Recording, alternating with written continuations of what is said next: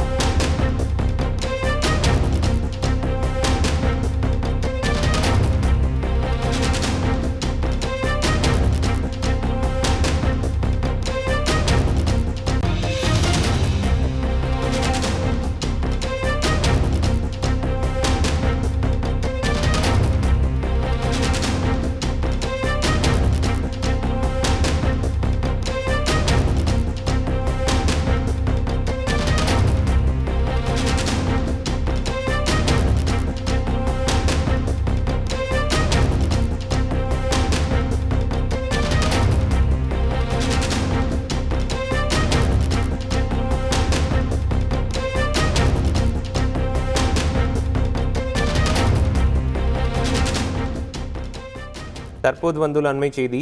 வரும் பிப்ரவரி 1 முதல் சென்னையிலிருந்து அயோத்திக்கு விமான சேவை இயக்கப்பட இருப்பதாக தற்போது தகவல் ஒன்று வெளியாகி இருக்கிறது. இது தொடர்பான முழு விவரங்களையும் தருவதற்காக இணைப்பில் இருக்கிறார் செய்தியாளர் கசாலி. வணக்கம் கசாலி, இது தொடர்பாக விரிவாக பதிவு செய்யலாம். பயண நேரம் எவ்வளவாக இருக்கக்கூடும், பயண கட்டணம் எவ்வளவாக இருக்கக்கூடும், இது தொடர்பாகவும் விரிவாக பதிவு செய்யலாம்.